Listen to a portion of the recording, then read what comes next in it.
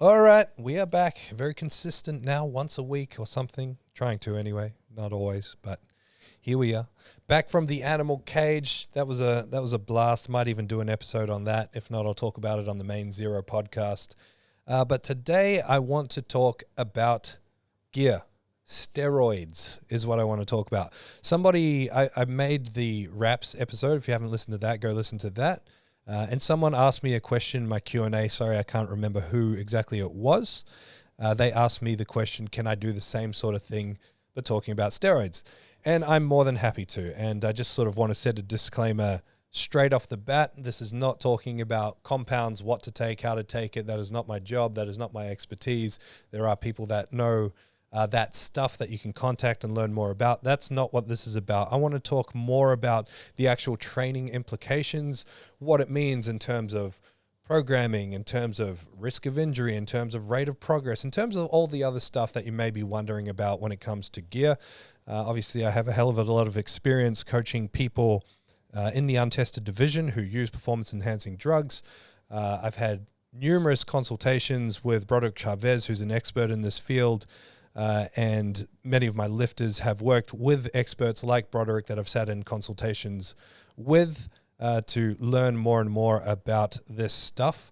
And even if you're a natural person, even if you're a diehard natty or you only coach natural people, just like the wraps episode, it is important that you understand the other side of things so you are informed. It's good to know the information because there is a lot of misinformation out there. There's a lot of weird stereotypes and just wrong understanding of what this stuff is and what it does. So the more you can understand about the implications of it, how it all works, the better. The more well-rounded you are as an athlete and as a coach. And powerlifting is a unique sport in that it's one of very few sports where there is a clear distinction for competition option between tested and untested. Most sports don't have that option. So if you want to use performance-enhancing drugs, you either have to cheat, you either have to break the rules is probably a better word than cheat. And the reason I say that is just the question or debate of what does drug tested actually mean in a sporting context. And this is the interesting discussion when it comes to performance-enhancing drugs. So I will get to the, again, the programming aspects, the injury aspects, the what am I trying to say? The progress aspects, all that sort of stuff. But there's this kind of moral conversation that you have to have or have to think about, thought experiments you have to do when it comes to this subject of performance-enhancing drugs in sport, because is drug tested drug free? That's the question, right? You know, if someone passes a test, then they are drug free, and then it's up to you and your own moral experience, your own moral understanding as to whether someone beats a test, if that's okay or not. Now, obviously, most people are going to believe that if you're competing in a drug-tested sport, you should not be taking performance-enhancing drugs. And I'm happy to put myself out there and say I fall into that camp. I'm involved with a drug-tested federation, the biggest drug-tested federation in Australia, and I believe if people are competing in drug-tested sport, they should not be taking drugs. The reality is that the rule set does not care about your morals. The rule set cares about if this person is tested, are they on drugs or are they not on drugs? That's it. So there's that thought experiment. There's also the thought experiment of where is the line that makes someone unnatural? So the interesting thing with this, when we're talking about drug-tested sport, I should stop saying sport because I don't care about sport. I only care about powerlifting. When talking about drug-tested powerlifting, let's take the IPF, for example. They're using the straight-up WADA banned substance list, right? And there are substances on the WADA banned substance list that have no bearing on performance for powerlifting. So, for example, and I might not be completely up to date with this, but marijuana. So I know plenty of people in the IPF who like to smoke a bit of marijuana. They're not allowed to do that. If they get caught with that in the system, they'll fail a drug test. They'll be put under sanction for doping. That would be, by the rules, quote unquote, cheating, right? Now, obviously, you can say, well, it's a bit different to taking steroids. Yes, it is, but on paper, it's also not. And so the question is what actually constitutes cheating in your own moral definition, or what constitutes breaking the rules. And so it's like if someone's been blasting tren for 3 years and they stop, they're probably going to have a long-lasting advantage strength-wise if they continue to train. If someone took one D-bol when they were 18 and now they're 35, do you call them a cheat because they took a performance-enhancing drug once? And if the answer is no, it's like one D-bol, that's not going to do shit. It's not going to matter in the long run. What does matter? Like where do you draw the line? What if they took one D-bol per training session per week for 3 weeks? Does that break it? Nah, that's not that much. What about 12 weeks? Like where is the actual line, the cutoff where you say this person is a bad person because they're competing in drug-tested sport? Anyway, that's all just thought experiment. I'm not going to share my opinion on that because that's that's not a discussion I want to have. Just something for you to think about if you're, something to think about if you've got strong opinions on drug-tested sport. Anyway, let's talk about gear. Gear is an interesting one because it's not either on or off, right? There's this scalability to drugs. And so the classic media perception is that if you take steroids, you're going to be this angry, masculine, androgenic, fucking monster that's going around flipping cars over and bashing your girlfriend and all this sort of stuff. It's kind of like, well, there's a big difference in having a glass of wine for the antioxidants on a Sunday night with your family or with your loved one versus drinking a carton of beer every night. There's a big difference between use and abuse, and there is sustainable or somewhat sustainable, somewhat healthy use of anabolic steroids, and the performance degree that has is very different to someone who's abusing and blasting gear. And so there's an interesting topic of scalability within the subject of performance-enhancing drugs, which I'm not going to go too deep into because it is such a broad topic, but I just wanted to make that point that it's not you're either on or you're not. There's scalability within that, and how that looks and how that affects someone varies widely. The other interesting thing with performance-enhancing drugs is that there's going to be individual differences despite the compound use.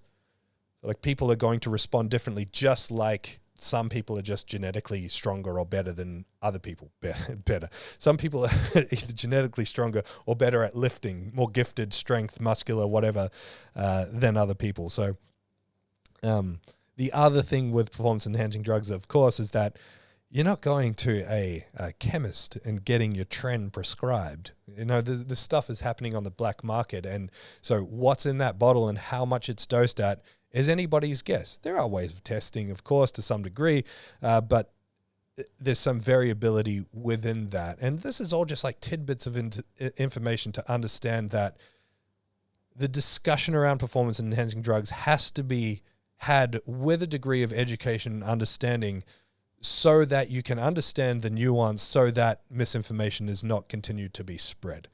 I don't want to go too deep into all that nuance. That's not my job. That's not my profession.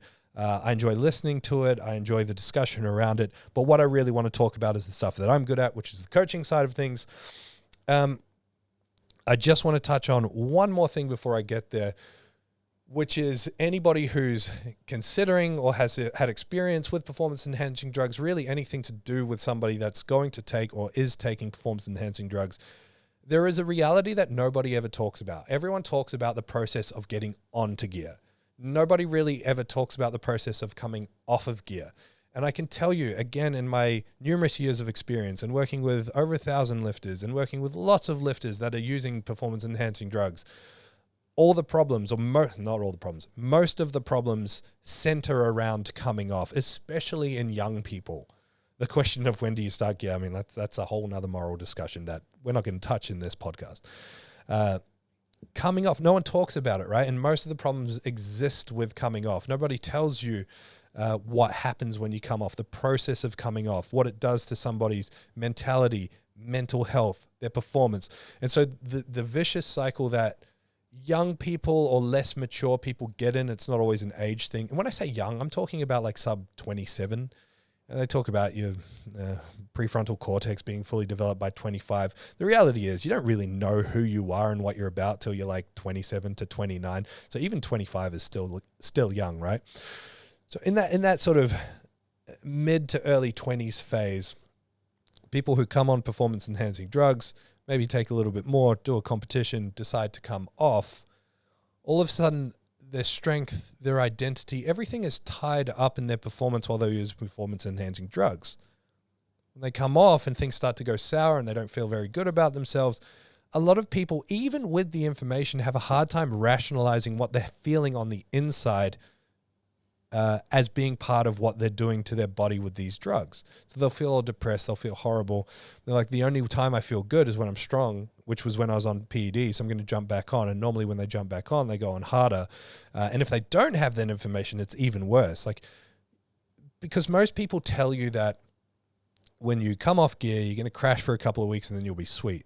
The reality is that it's actually a much longer process, especially if you've been using a lot and for a while. You've got this build up in your system, this half-life effect, right? And when you clear all of that out, it's not all of a sudden like snap, now your natural production is on.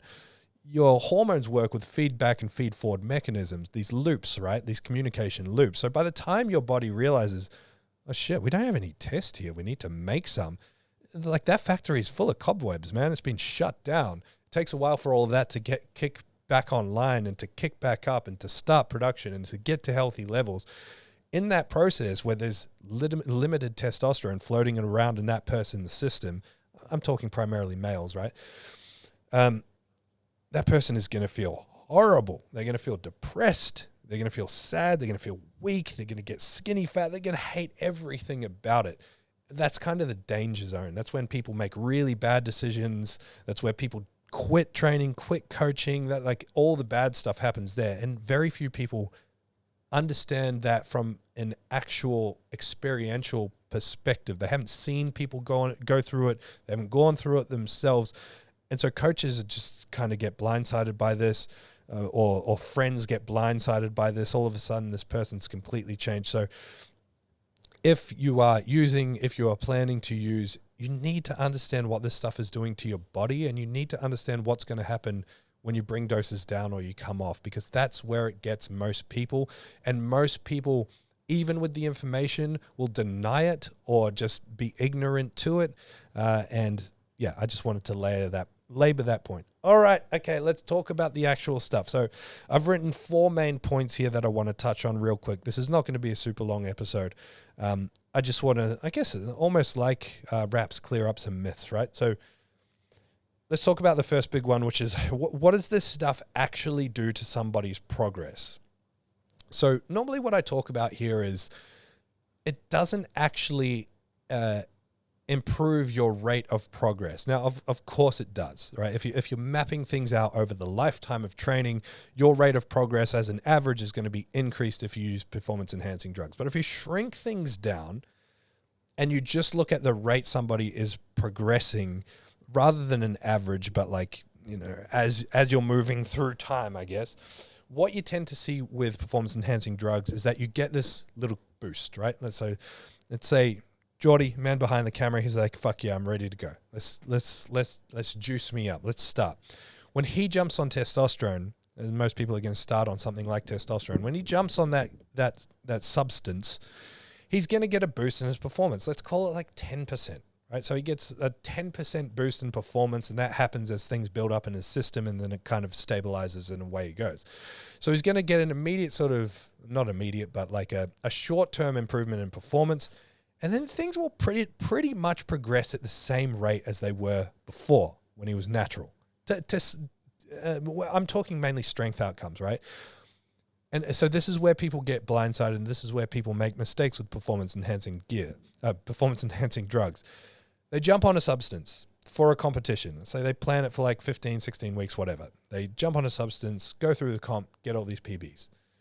And then they stay on that same amount and they go through the next comp. And they might make some PBs and they might hit similar numbers. Like there might not be as significant a jump in improvement than there was from natty to gear. They're like, oh, well, it's obviously not working that well anymore. I need to increase my dose. So they do it again, and then the same thing happens, and then they do it again and again and again, and then they end up blasting and taking way too much gear all the time, getting unhealthy performance fails. Performance starts to suffer as a result. The reality is, the progress isn't that quick. But when you add compounds, you get this immediate boost, or this sort of short-term boost in performance, and that can blindside people. So absolutely, it's going to increase progress. Like, that's the whole point of this stuff, right? But you have to understand that the rate of progression isn't actually that much quicker once things have stabilized, but rather that people who use performance-enhancing drugs typically tend to play around with doses and compounds to provide a transient improvement in progress. And that's actually a psychological or mental game that people who use performance-enhancing drugs have to learn to play, which can be challenging compared to the person who's natural, in that people who use performance-enhancing drugs and use several compounds to peak for a competition, their strength on that day at competition is going to be far greater than their average strength in the gym. And so when you spend time building up to a competition, you're doing these numbers for sets and reps, then you go back to, they call it cruising. People are cruising along and training. Their performance in the gym, numbers-wise, is going to be sometimes significantly less than when they were peaking. And you have to be able to mentally reconcile, okay, well, shit, I was benching 180 like it was air, and now I'm failing 170 for a triple on bench. Let's hope it's bench for this person. Then it can be a real head fuck. So people have to be good at, I guess, having the maturity to understand the reality of what these compounds and doses are doing to them from a performance perspective. The big one that everyone asks is, what's the difference between programming for somebody who's on gear versus somebody who's natty? And where people's brain goes is, okay, if I'm taking performance-enhancing drugs, my recovery is going to be better, my strength is going to be better, therefore my programming is going to have to change. In fact, I'm probably going to have to do more stuff, or should do more stuff, because I'm taking performance-enhancing drugs. The reality is actually the opposite, which is, if anything, most people who switch to using performance-enhancing drugs should probably pull back on the workload to some degree. The reason I say that is because when you jump on performance-enhancing drugs, there's going to be some immediate changes. So there's going to be changes in your body shape and size, as in you're going to hold more fluid. You're going to be a bit bigger. You're probably going to gain some muscle a little bit quicker. Your body shape and size is going to change. That is going to affect leverages. You're also going to have an increased muscle tone. So you're going to be tighter, and you tend to lose a little bit of range of motion at joints as a result. And so not only that, you're lifting more weights. So now you're lifting more weights with less range of motion. It becomes a recipe for getting hurt, or at least getting micro injuries, getting pains and problems, increased tightnesses, if you're not staying on top of your movement work to keep your ranges of motion healthy. So we tend to pull back a little bit, if anything, but the reality is that it doesn't have to change. You want to look at it the same way you would look at anyone who's going to make rapid progress. You change according to the need to change. You don't preemptively change it. Jeordie doesn't jump on gear and I go, I better increase his numbers by 10%. No, we change what we need to change, or we use tools like RPE so people can auto-regulate the numbers. But it's no different to someone going from a really sharp calorie deficit to a calorie surplus, or someone experiencing newbie games. You write the program. If it's easy, you bump it up. If it's too hard, you probably pull it back a little bit. The programming doesn't change. You can make some slight arguments to things like hypertrophy, as in, the natural person is going to need to go to the gym consistently because you hit catabolism after a few days. The person on gear can probably maintain that a little bit longer. They've got higher rates of muscle protein synthesis, blah, blah, blah, blah, blah, nerdy stuff, whatever. But the actual mechanics of the program don't really change that much. The most laughable thing I ever saw, it must have been like 2014, 15. Somebody was advertising a workshop of coaching the natural athlete. It's so weird. Like that's any different to coaching any athlete. Very strange. All right. Does gear increase the risk of injury? Kind of. So like a lot of people will look at, these catastrophic injuries, people tearing biceps or snapping arms or snapping bones, and blame gear. You know, people snapping quad tendons while they're doing squats, blame gear. The reality of any injury is that it ultimately comes from that tissue being overloaded. At the end of the day, that's what it comes down to. So the overload can happen as a result of fatigue, as a result of load on the bar, as a result of technique. You know, your technique breaks down, an area of the body gets overloaded because the weight demand shifts to that area of the body, it gets overloaded, it gets injured. You load the bar up with more weight than you can handle, you get overloaded, you get injured. You're doing too much, and so you're not fully recovered, so relatively you're overloaded, you get injured. So does gear increase the risk of injury? To some degree, yes, because you're able to now lift supramaximal weights. So you're able to lift more than you're supposed to lift.